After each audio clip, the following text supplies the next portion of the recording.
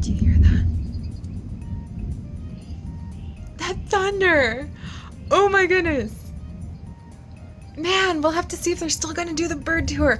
But you guys, I just opened it. I just opened it. It's going to be a specimen spotlight because I just opened it. And there's actually itty bitty baby whelks inside the whelk eggs. I'm so excited.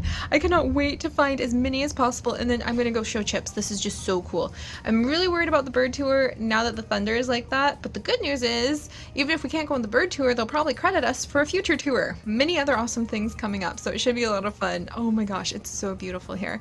And whelk eggs, yes! I can't wait to show my mom. This is awesome. This is pretty cool. Rocking chair, peach tea in a green cup. I'm opening up whelk egg cases for the very first time and finding dozens of tiny, tiny baby whelks, which is just so amazing. And the lightning and thunder that is crashing over the island is phenomenally powerful.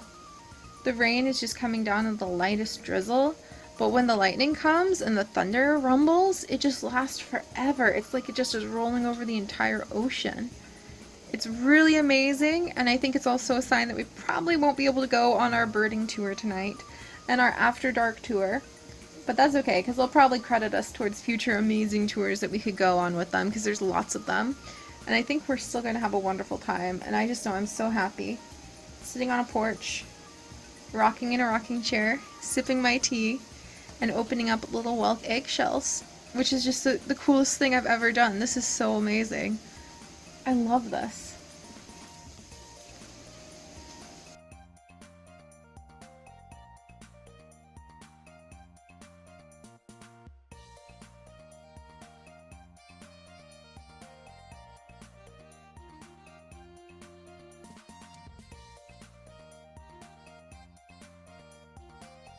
Egrets, or the herons are.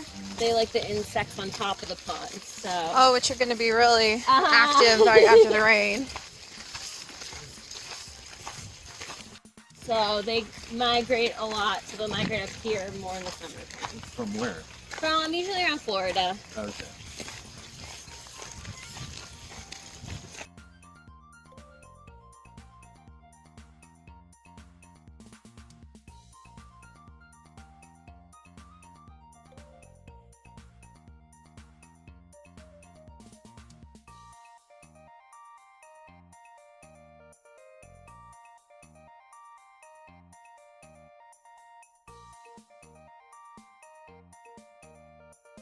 Alright, so the sun is setting and we are getting ready to go on the Bald Head Island After Dark tour here at the Conservancy.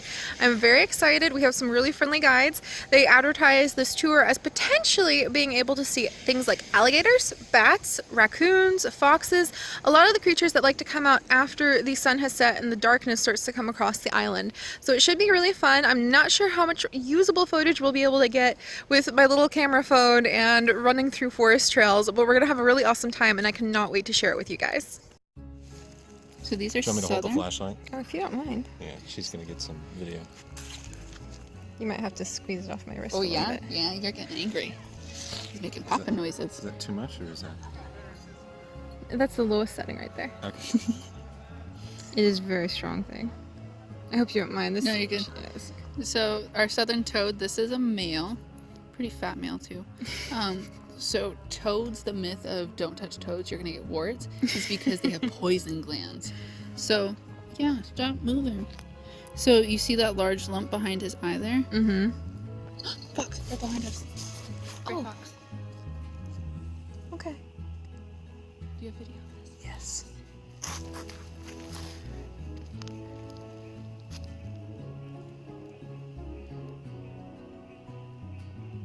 Okay. He seems to not really care about us at all. It's because that guy puts water in No. Is that where he's at right now? He's just marking his territory. making sure we know he's here. Did you get that on camera? Yeah, I did. I might have to have you send that to us. It's a little grainy because it's not a night cam. But you can also see how nonchalantly he was like, oh. He was just waltzing through here. Yeah, he didn't even care we were standing there. No, not a bit. Alright, where'd you go, little buddy? Billy. Oh. Was that the one you had? No, he is. The fat one. Fat one. Is We'll it let better with you this go. light on or off? So- No, this is perfect. Thank you. So they have the poison gland, so that giant lump that's behind their eye is the poison gland. So it doesn't harm us, but like if birds and other reptiles and stuff are gonna try to eat him, it will make them sick. So it makes them not want to eat these guys. But toads, they have a rougher skin to them because they're gonna be on land. They're not aquatic, so they don't need that smooth skin to glide. You're just wedging yourself in there. They also have larger mouths. So okay, I know. Readjust. There you go. So he has a larger mouth, wider mouth. We do have that eastern narrowed mouth toad, and that makes an exception. Okay, I'll hold you just like this now that you like that. Also, his back legs are shorter than frogs will be. Frogs need that power to swim, and high jumpers, and these guys are kind of squattier too. And he's gonna pretty much eat mostly insects. Yep, insects, grubs, anything he can get his hands on. You're gonna flop right out. Yeah. And their population on the island is fine. Oh, completely fine. These guys, as you can see, Oh. there's another one. There's all three. We're pretty great. There you go, buddies. And is this a female? No, that's a male. So How can you these tell the top difference? 3 are males. Females have redder, kind of a rusty Oh red yeah, the looking red color. color. Okay. There you go, ladies. Off like this? Yeah, thank you, darling.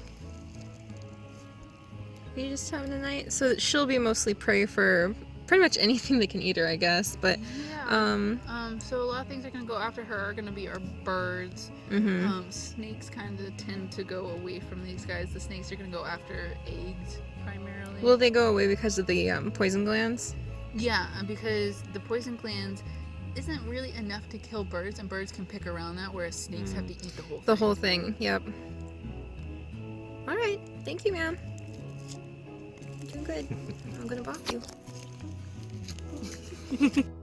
We do have some married frogs here. That's great. That's Wonderful. wonderful.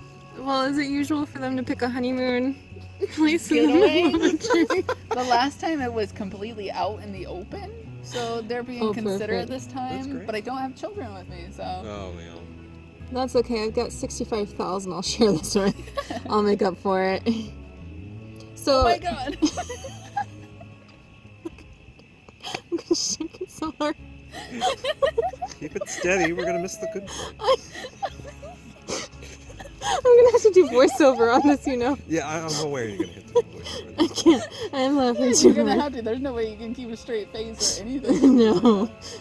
You look totally different. The red coloring. Yep. So she's a red rust. Well, she looks different than the one we saw back there. Those were males that we saw back No, we there. saw one girl, didn't we? No, those were all males. Except for the bigger one. That's Yeah. because she's much larger. So this is Oh. a young one. Oh, okay, that's yeah. what I was Yep. figuring. Yeah. Thank you.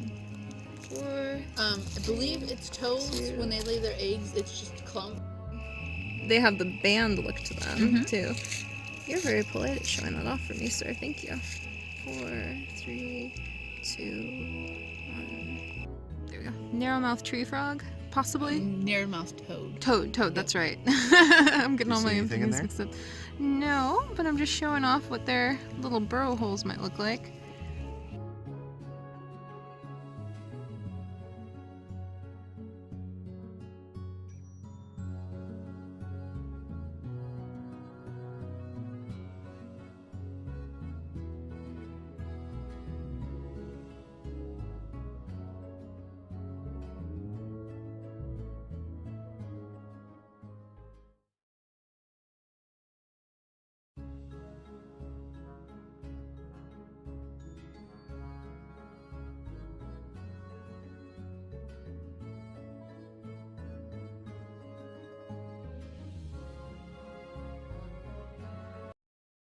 And we are back. Okay, that was one of the most amazing experiences I have ever gone on. The whole day has just been so full of the adventure that I was really hoping we would find.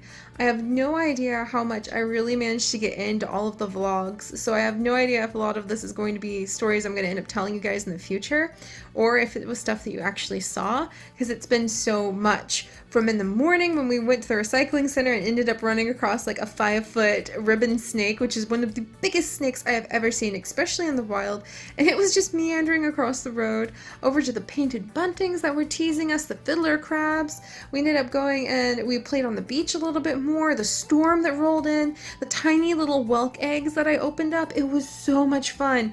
Oh my gosh, it was just so amazing. All of it. And then probably one of the most magical moments I have ever experienced in my entire life at the Ibis Sanctuary. That was fantastic. It's just a pond behind a fence that you are led to. That's all it is, and it doesn't sound like a lot, but it is stunning.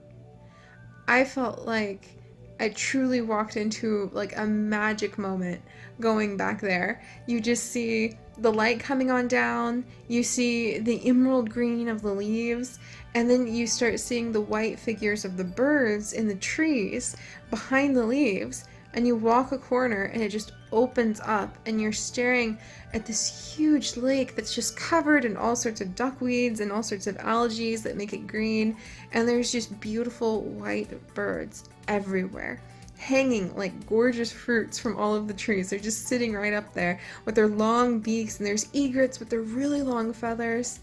It was one of those amazing moments of total sudden awe where you just go, oh, like, I don't know how to explain it. It's like being struck by lightning right into your heart with joy and excitement, and just such a deep appreciation of like, this is a magical, beautiful moment on this planet, and I get to see it. I'm experiencing it. I'm watching this, and one day I'll be able to talk about it better, but oh, I'm so tired. And it was just so amazing. And you guys, I really hope the footage will do it some justice. But if there was ever a time where I wish I had a better camera to be able to share these adventures with a little bit more finesse for you guys, it was to just try to sweep in the experience of sitting there and seeing those beautiful white birds everywhere. And just the call, there were so many buntings. All the painted buntings are in the trees around me, taunting me. I still didn't see any of them, but we went on another tour later and know where to go look for them, because they actually put a bird feeder out there, because they have to catch them and ban them and weigh them. But that was later, after the Ibis, and that was amazing. So it was a lot of fun. It was absolutely fantastic. I loved it. I would highly recommend it for anybody who's really passionate about nature and not afraid to ask questions. And if there's not a big group, it's fantastic. The woman that we had for the After Dark tour, after we had the Ibis Sanctuary Tour, we came back. We had like 20 minutes to rest, and then we went back out for the After Dark tour. That was really fun. Coated ourselves in our bug spray, which I could totally recommend, with especially after tonight, with 100% certainty that it definitely works for us, and I hope it would work for you guys. It's literally just like sandalwood and some essential oil in a bottle that was high rated on Amazon. It works great. We just sprayed down really well. And trust me, if we were going to get coated in bugs and have issues with mosquitoes, which there are a lot of on the island, of course, then it would have been a night, and I don't have a single bug bite. So it was really cool. But yeah, the woman that we met with tonight, I really loved, because we had similar backgrounds and experiences, and we have similar passions. She's very much into cougars, like mountain lions right now, and not so much into birds, but she was educated by one of the best bird professors, like one of the experts in ornithology in the country, who actually had his own show on PBS. That was one of her major like professors that she mentored under, or that she like was mentored by in university. So we had a lot to talk about when it came to birds. We saw a spring peeper, which is a tiny, tiny, tiny little frog, but he was just jumping across the road. Dozens of American toads absolutely everywhere. We listened to a very confused towhee, and we were all laughing. Chips and her and I, because we were all pretty much the same age, just sitting there laughing at this towhee who's just calling like pretty much for him in the middle of the night, and he's just totally confused, and we're looking at each other like, what is wrong with him? There were lots of inside jokes because we were all like the same age, and we had a good style of like humor going between us. It was really cool, and lots of personal story swaps, and it made it so much more personable, and it reminded me how much I miss being among my people.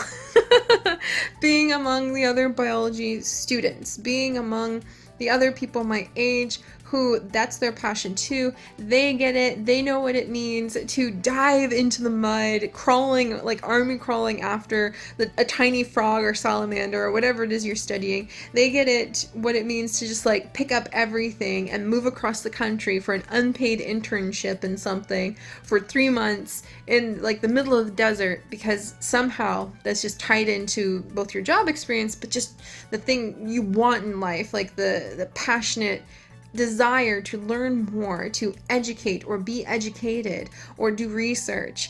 And it felt so good to be among my people for the evening. I think that was probably one of the most special parts for me. Ironically, it was just somebody else my age with similar passion levels who is confident and experienced and has taught the public before. She had hilarious stories. We were swapping stories about educating kids in sciences for a long time. Many of them are not appropriate even for the vlog channel. Not like ragging on the kids, just the things kids will do. I'm not joking, and she wasn't joking. Chips thought we were joking when we were both nodding at each other like, yeah, man, isn't it suck when they try to like swallow the skeletons that you have out on display, or they try to lick the snakes? And Chips is like, they lick the snakes? And we're both like, they put anything in their mouth that you can imagine. And when you run a natural science group and you have all these little kids and you're like in 6th grade, you shouldn't be sticking that in your mouth or up your nose. She and I both got it, and it was just so much fun to talk with her about those things. It was awesome. And going on the tour was so much fun. Pretty much the After Dark tour, we focused on like I said, the amphibians. So we heard a lot of the frogs, but we pretty much only saw the American toad who was jumping around. The squirrel frogs were extremely loud. The green tree frogs were extremely loud. We heard a lot of narrowmouth frogs, but they were not willing to let themselves be shown because they're very, very, very tiny, and they would just go silent whenever we would get close to them. What else did we see? We saw the gray fox, which you guys will probably see in this vlog, because I don't think there's enough for the After Dark tour to really make a adventure vlog out of, and plus it was so fun that I was hardly recording, because it was just like 3 people of a similar age hanging out, laughing, wandering around with flashlights, and on private property, but we're allowed back there because it's for a nature tour. It's for a nature tour, this gigantic flashlight. She let me hold the $1,000 flashlight, which was ridiculously powerful. You could shine it across the entire marshland. So she's like, I'm going to gift you the most expensive item we own. So that's our most expensive piece of equipment. And so she knew I'd take care of it. So she let me hold it. It was really fun. I really had a good time doing that. And it was great. So we saw the gray fox. Apparently he shows up a lot because a guy leaves food and water out for him. And they're in the process of trying to tell him to stop doing that, because especially on an island, you don't want to manage that at all. She told me about the possums that hiss in the shed behind, like, where she parks the golf carts, and that she's doing a rat study, so there's a camera out, and the possum will come up and eat all of the rat pellets that she's trying to leave out for the rats to do a rat study, and she'll catch her on her trail cam, and the possum has had 6 babies, and so she's been watching the babies grow up on her trail cam, and she's not trying to feed the possum, but she doesn't know how to prevent the possum from eating the rat pellets, and she has to have the rat pellets out to study the rats. So it's just really funny, because she says the possum will start hissing at her when she goes to plug the carts up at night, and so I thought that was really hilarious. She had great stories, great ghost stories about the ghost of the islands, because of course there have to be ghosts on the islands. Really great historical stories about like Stephen Bonnet and Blackbeard, who you have their history comes a lot into the North Carolina coast area. It was just awesome. It was just so fun. And we went looking for alligators. We didn't see any, but there's been a lot of storms and the water's low in weird areas, but she told us where to find them, so Chips is determined to see one of them before we leave, so we're gonna go look for them again. She told us the best times, and we went looking for sea turtle tracks, but it's extremely early in the season for that. However, she did tell us that this last Wednesday, which was the first day we got here, they found their very first sea turtle track, and it got everybody super excited. And so now they've started doing their nightly runs. We're starting from like 9 p.m. to 6 in the morning. They will patrol the beach constantly in groups, like up and down, and they'll have like kind of almost like squadron groups lined up along the beach for the sea turtles that will bounce in between certain mileage areas, so they can make sure to go back and forth in small sections and make sure they can see if there's any drag lines where a sea turtle will come up out of the water, and how all of the people who have houses up along the shoreline have to black out their curtains. They have to have blackout curtains, and there's a blackout time where no light can be shown towards the beach side, so that the turtles will be able to find their way to the beach without getting confused. So they take everything very seriously here. I was really excited. She told us some amazing stories about the deer too. I think I'm gonna have to do a whole nother like mini vlog about the deer I saw, because I remember the numbers on the tag of the deer I saw, and I think I showed that to you guys in yesterday's vlog, so I'm gonna have to pull those clips up again and tell you the new story I learned about deer number 63 and her hierarchy, her harem, everything that's going on with deer 63, and apparently 85 is also a troublemaker, and what they're doing to manage the deer problems here on the island, because that was really informational, really important to discuss with you guys, so that you guys can have the opportunity to think about the logistics of what do you do when you have a species like that that is overgrazing an island and destroying a very fragile, unique ecosystem. How do you manage that population? And so we'll talk about that a lot too, because the answer is really interesting, and Chips was actually very happy about it too, and I was happy to hear the science has advanced that far. So we'll talk about that some more. But basically, you guys, I'll stop rambling now, but this has been one of the most adventurous, amazing days in my entire life. And I'm so happy I was able to share so much of it with you guys.